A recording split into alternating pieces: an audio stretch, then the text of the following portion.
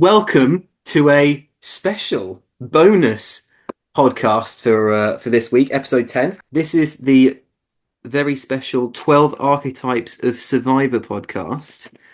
And basically, Lenny and I are just gonna take you through the 12 categories of survivor player or person in any situation involving a group of 12 in any kind of reality show. And we'll go through it. We'll tell you our picks for who has each role within this group. I'm definitely going to explain this better. Where's the list from? Let me tell you, but first let's introduce who we've got on the podcast today. So first of all, I mean, regardless of who we say later, we all know who the true narcissist is, and it's your boy, Mike Price. Thanks for being here, Mike. Thank you. Cheers, guys. And joining me today, the senior member of our marriage of convenience, it is Lenny Greenfield. Yes. Thanks for joining me, Lenny. So Lenny, let me break this down for you, and let me tell all of our listeners the different categories. So if they want to pause this podcast at any point and think who they would put within each role, then they can have that opportunity. So I'll probably flash it up on the screen or like make it a bit more obvious as we go through. So essentially, Lenny, there is a theory within the reality TV ether, or I think it's actually from like pro sports or something. It's an American thing. It's baseball, NFL, that kind of crap. Okay, but there's an idea that in every team, okay, people tend to sort of fall into natural roles. Okay, and these have been categorized within these 12 roles that we'll be using today, and it typically works for like Big Brother, Survivor, those kind of games as well, and any kind of social setting. So these archetypes are pioneered by a gentleman by the name of AJ Mass, and in the past, on one of my Survivor podcasts, they would often wait until there were 12 players left in the game, usually when the tribes have merged, and then maybe you've had an episode or two with the merged tribe just for them to kind of fit into those personality types. And then they usually stop down and then they say which player they think falls into each category. Sometimes, and as I found, I don't know if you found it the same, often you get players that are really obviously in one category, and then other times it's a bit more dubious. Yeah. I think now we're down to 12. I'm feeling fairly confident about my own list. There's a couple of tenuous ones, but there's a couple of ones that I'm definitely sure. Yeah. I think there's 5 or 6 that I think we'll definitely agree on. Okay. And then there's a couple that I struggled with. All right. Well, I'm very excited to take you through this, Lenny. So first of all, just to go through each of the archetypes, and then obviously we'll go through them in a bit more detail. So these are typically ranked just based on where these players are likely to finish in the game based on the archetype. So, for example, the first archetype that we'll go through is fresh meat, and typically that person will be the next person eliminated, or they'll finish last out of all those players. Obviously, this isn't to say that whoever we put as this rank will finish in that position, because you could have a fresh meat that gets brought to the end as like a player that doesn't really know what they're doing, but then they'll probably lose. But we're doing it based solely upon these first 10 episodes. So only on what we've seen so far. Someone that we've put as the fresh meat might suddenly come out and be an absolute incredible game player, and then we might have to in hindsight, switch them around. I'll just go through each category and just give a brief description of what each position is. So first of all, in position 12, we have fresh meat. So this is the player that's probably new to the game, doesn't really know what they're doing. Maybe they don't have too much strategy. This isn't going to be your super fan for a survivor. Like if you throw me and Lenny in the game, Lenny's obviously played before. I obviously have seen every season. Like, we're not going to be this role, but a player that has never played before is likely to fall into this category. 11th place, we have the ninja. This is the player that if you were to list them all out, they'd be the last person that you'd remember. To be fair, this was maybe the toughest one for me to do, actually. Yeah, I struggled. This one is just kind of like the last person that you haven't put into any other category probably falls into the ninja role. Position 10 is the cheerleader. This is typically your excitable mum type that's always, this one's pretty obvious. They're always really cheerful. They're like, guys, can't we all just get along? Like, they're really hyping everyone up in the challenges. That's your kind of player. It's hard to think examples of this because it really depends on our audience, but there's some obvious examples from Survivor. if we're going through this and you want to pick out any examples of players from season one, then that's probably a good way to Oh introduce yeah, people to this. Any cheerleaders from season one? I feel like a Carolina doesn't quite fit that role. Who's the maybe ninja from season one? Oh, maybe a Max Berline. yeah, potentially. Oh, it was. Yeah, okay. All right. So nine, we have the loose cannon. This is your unpredictable, crazy player. They could snap at any time, maybe not, but if they do, it's going to be spectacular. This would be Max Berline if he was Yeah, still in season exactly. two. 100%. If Max hadn't been voted off, this would be him. In eighth position, you have the narcissist. This is it's always all about them. They're usually a big target. This one, in my opinion, was very easy. And Really? Okay. if I were to be in the season, this would be me. Yeah, yeah, absolutely. 100%. Seventh place, we have Old Reliable. This is typically like your older guy on a season of Survivor. They're going to be really loyal. They're not really going to rock the boat strategically. They want to stick with their alliance and they want to just get through to the end. They're probably not going to win when they do get there, but they'll probably also win quite a few challenges along the way. And even if they don't win, they'll probably be like second or third. So this is like your Gabler if Yeah, since he's Gabler, in the Jerry from Australian Survivor. yes, 100%. Okay. So next we have this is our only like double position. Okay, so this is sixth and second. Okay, so you have two players that are part of this marriage of convenience. They're usually two players that have been drawn together by circumstance. So, for example, you've got a Sock and a Lucy. They wouldn't be my marriage of convenience because, especially in this season, they've only just met each other in the game. Like, even though maybe they'll work together, maybe they'll work against each other. A marriage of convenience is typically, any Survivor Philippines players out there know what I'm going to be talking about there. So it's two players. They probably don't have too much in common, but they're forced to work together. And then you usually have a junior player in this marriage of convenience that, for whatever reason, maybe they're a worse player, maybe they're more obviously a threat. They'll get voted off first, which is why we put them in sixth place. And then the more senior member will usually lands in second place as to our draft. Fifth place, we have Idiot Savant. This is the player that makes a load of crazy moves that don't really seem to be in their best interest, and yet they always work out and they will make a deep run into the game. So they're in fifth place. We have the X Factor, which is the person who is not like the others. Now, this was a difficult one, Lenny, but I think if you've got the same one as me, then most of your other positions will be the same one as me. So I'm really looking Okay, forward right. to finding out who you've got for that because this is the one where we've really got to try and get through this. Third place, we have the Mad Scientist. They're often considered the puppet master. They're the one that implements all the crazy plans that come off. And then in second place, as we said, we've got the Marriage and Convenience senior partner. And then number one, we have the Diplomat. They are liked by everyone. They can move in between groups. And I think based on what we've seen so far this season, maybe we've got a classic example of that. Lenny, what would you say that you were in season one? Ooh, Are you a mad scientist? potentially, I could see the argument for me being the narcissist of that season. Would Ollie have been the narcissist in that season? I think Noel is probably the idiot savant, just always somehow surviving. Who's the diplomat? Was that maybe an Oscar? Yeah, maybe Carolina. Everyone liked Carolina in that game, I think. Or a Beth and Carolina marriage of convenience? Or is that maybe that's you and Oscar? Okay, well, who knows, Lenny? That's a podcast for a different time. Okay. But now we have, let's see if we can knock this out in about 15 minutes. So this is the opportunity to pause it. I'll put the categories up on the screen. I've explained them all to you.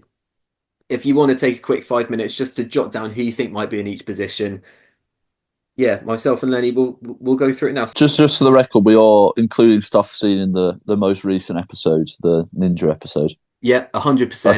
Okay, And perfect. Well, that is very important for my first category. yeah, fresh meat, I think. Yeah, Unanimous. Ben Roberts. yeah, fresh meat is Ben Roberts, definitely for me as I don't well. think anything else really needs to be said there. If you'd have asked me before this episode, I would have really struggled. But just he spent the whole episode being targeted, didn't really throw out any names. Oh, worried for that boy. So the next one is the ninja. I'll just refresh it. So it's the player that if you were to list them all, you'd always forget this person. Now I think this was the toughest one for me, and I've got a couple of tenuous ones, and this is the most tenuous. For me, Lenny, this is Isaac. Okay, So I had Isaac as I actually listed out all 12 people um, as soon as I saw it, and the last two I got down were Isaac and Divya, um, and I Isaac fit one of the other categories better for me, so Right. I Okay. went with Divya on this one. Wow. Okay. Sorry, Divya, but she has gone quite under the radar, I feel. Yeah, that is Um, true. I mean, it could definitely be an advantage to be a ninja. Yeah, I will say typically when they do this initial ranking of archetypes, whatever. Usually, I think it's supposedly players from kind of ranked six and above. So from the junior marriage of convenience partner to the diplomat, they're usually the players that are likely to have any chance of winning. But they've done this draft a lot of times, and I'm pretty sure basically every position has won. Also, they once put someone as the diplomat who was then the next person voted off. So nice, classic. it could be this has no bearing at all on where they're likely to finish in the game. Just to reset that. I didn't even realise that the archetypes were ranked in a numbered order. So There you go. So number 10, Lenny, we have the cheerleader. Typically your excitable mom type, just wants everyone to yeah, get along. Who did you go I for? I went for Oscar Josky Martin on that Wow, one. no way. Oh, Yeah, okay, that's a real surprise to me. Tell me why you went with Oscar. I just think I know he's very allied with Noel, but I just think he's just so he doesn't like to vote anyone out. I don't think he just likes to sort of just have a good time with everyone in the back garden. It's just very nice. Wrong Um, social game. Okay. yeah, I just think he'd be happy if anyone won, and he'd be happy if he just got voted off. He's just content with the whole situation. Okay. Yeah, just there for a good time. I feel like we could like I could ask him to play like 100 times, and every time he'd be like, "Yeah, all right, if I can make it," and then he'd turn up, regardless of who else was there, whether he knew him or not, and he'd just have fun. Yeah, exactly. Okay, well, I didn't have Oscar, Lenny. We've differed again. I have thrown Holly in as the cheerleader. Okay, I did have a Holly as one of the possible. I felt Um, like for me, Merak going on a big winning streak. She's cheering everyone along. She's doing her best to hold that tribe together when they were all kind of fracturing with like this. Everyone was going for Strath. Holly was the one that was trying to hold it all together. I felt like for me, she was the one that was trying to hype that team up. But I understand why you went with Oscar. Should we move on to the loose cannon? So yeah, okay. this is your unpredictable, crazy player. Could snap at any time, might not. I Like think there's sort of three in there in the running for that one for me. okay, I I'll say who I went with. I mean, yeah, again, there's a couple players up there, but I went with Lucy. Yeah, okay, I can see that. I went with Mr. Strathclyde, Oh, okay. Thomas Carterwood's head. Yeah, I felt with Lucy. I mean, this was one of the later ones I did. There are a couple of really obvious categories for me, which we will get to. So a couple of the other players that might have been big contenders for loose cannon uh, were better for other positions. But Lucy, I feel like we saw what happened to her pre-merge. Like first Tribal Council, she blew up the whole thing with that advantage. And like not only did she do that, she saved the exact four people that would have gone out. Like it would have been one of those. We all know it. She saves all of them. Like she really felt so Yeah, everyone at that Tribal Council.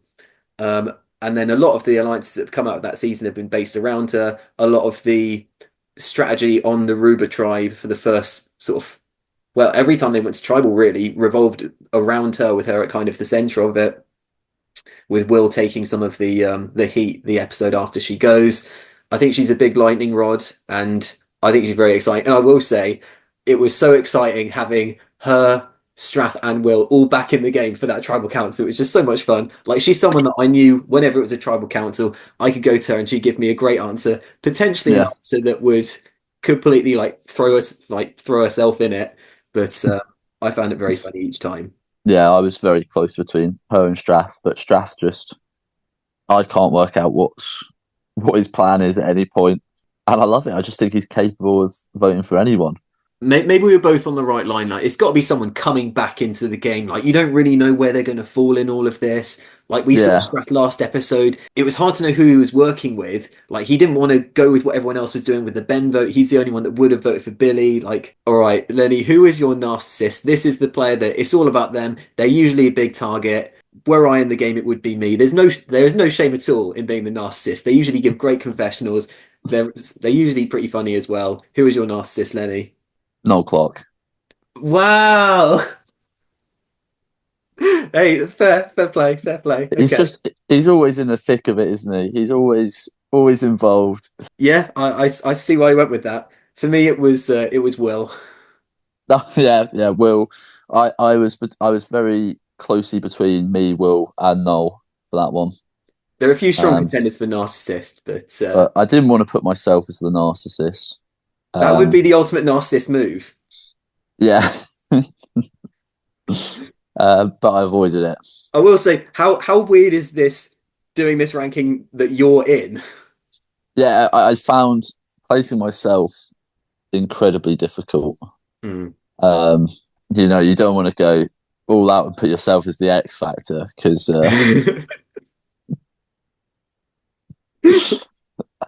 I think yeah, that's not very humble, is it? Well, let's get to the to old reliable Lenny. I thought this one was the most obvious one, but I'm amazed that we've differed here. Did you put Oscar for this? This has to be Oscar, See, surely. I put Isaac Oh, okay. All right. because I think Oscar and Isaac are actually very similar in terms of what they're doing That is true. For me, in the game. a lot of Oscar season one is seeping in. Like, he's going to be loyal. Like, he keeps going on about his alliance with Noel. Like, I can't see him breaking that. I think just from my experience of that first day with Isaac, he's so loyal. He's good in the challenges, but I don't see him making any huge moves. But yeah, it was him or Oscar, definitely. Let's tip our hand with the marriage of convenience here, Lenny. So, we'll be revealing both sides of it. Yeah. So, my marriage of convenience junior partner. Well, actually, let's hear yours, and then I'll see if I can guess the senior partner based off what you say here. Right.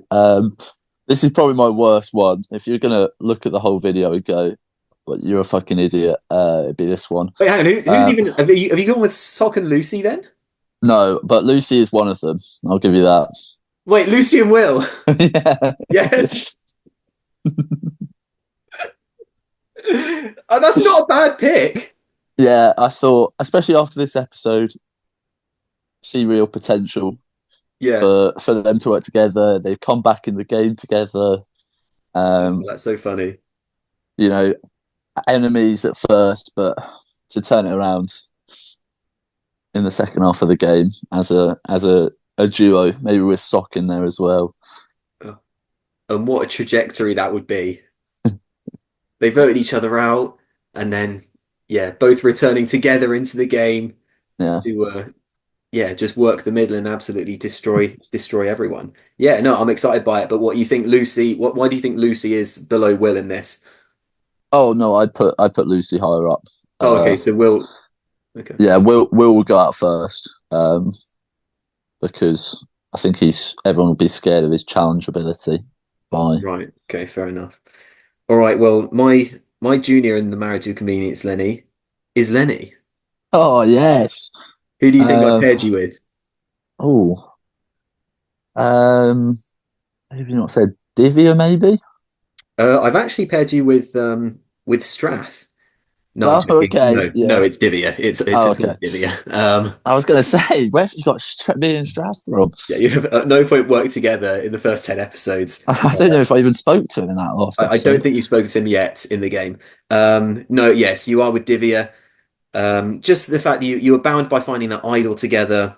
Yeah, that's definitely bonded you in a way that has Yeah, I think forced this unlikely pairing. I feel like if you were just to look at everyone in the game and to point people out, you wouldn't pair the two of you together. It's an unlikely match, which definitely fits the narrative. And I think that you have been working as a pair. I know you sort of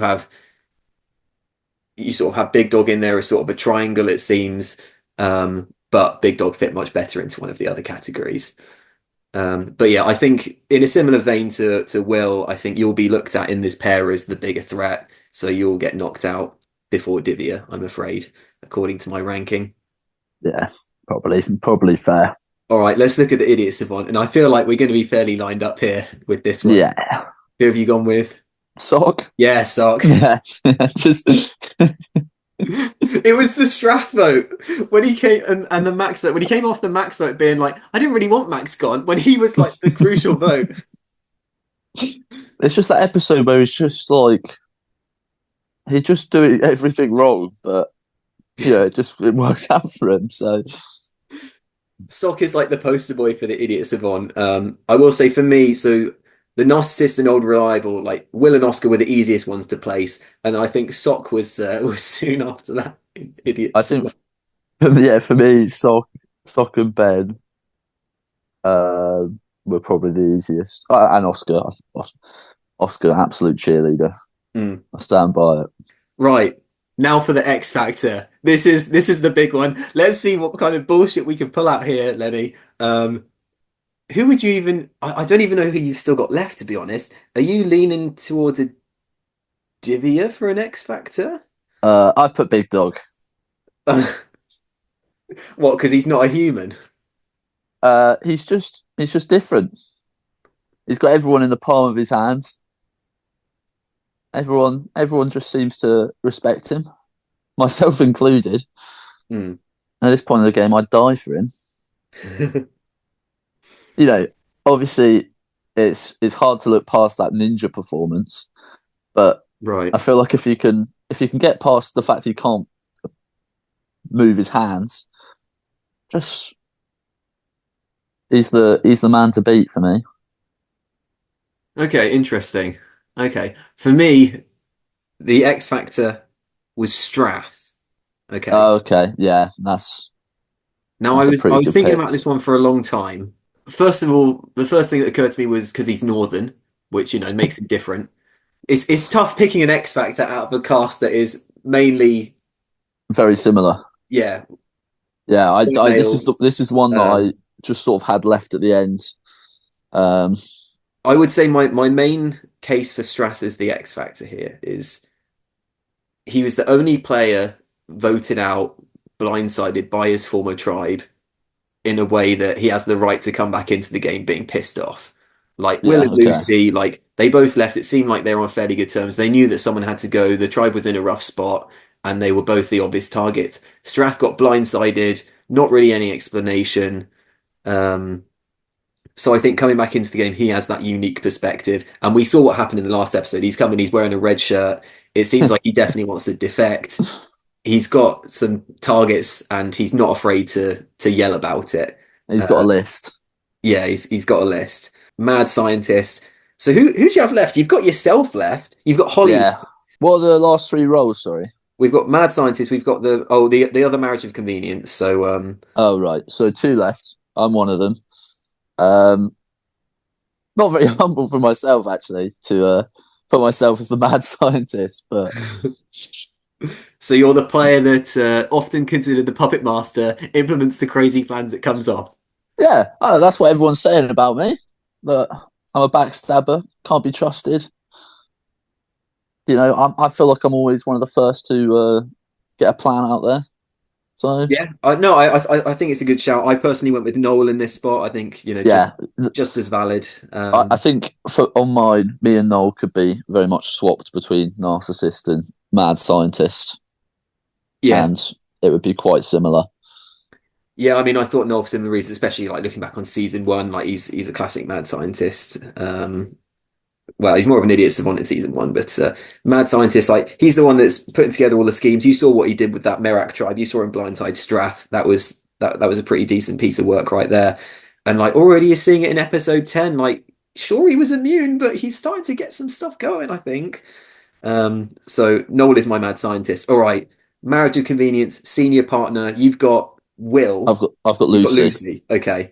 All right. Well, it's yeah. As we discussed, Divya for me. Divya survives longer than you uh, Yeah, in this marriage, in this partnership, I think. So, Lenny, this leaves us with the diplomat. This is the player that they can move between groups. They're liked by everyone. and they are based off this ranking the first seed to win the game.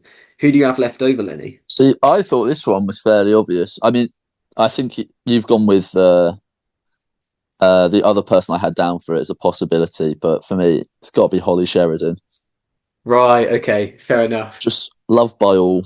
Yeah, Uh, you know, instantly just one of the most likable people you'll ever meet.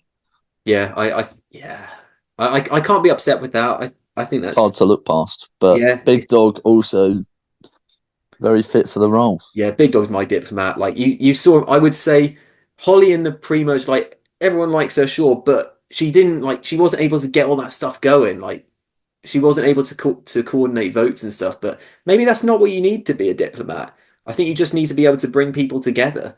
Yeah, just get people and just be very well liked. Be able to sort of walk into any group and be trusted. I think that's Holly for me. That's true. I mean, for me, Big Dog is the exact same thing, just coming from Ruba Tribe. Like he came into the game with so much momentum. Like I think basically everyone in that game wanted to work with him. I'll put the things up on the screen here just to see how it all looks, how it all shapes up against each other, and we'll see if our predictions, Lenny, as to these particular archetypes, bear fruit in any way for the rest of the season. Might be something to watch out for as we go through the remaining episodes, and we'll see how completely off we were with our marriage of convenience picks and our mad scientist picks and cheerleader picks and all that kind of thing. Great stuff. Any final comments on this? Um, no, sorry. Do I have any final thoughts? Yeah, if I put you in a role and you listen to this and you disagree, fuck you.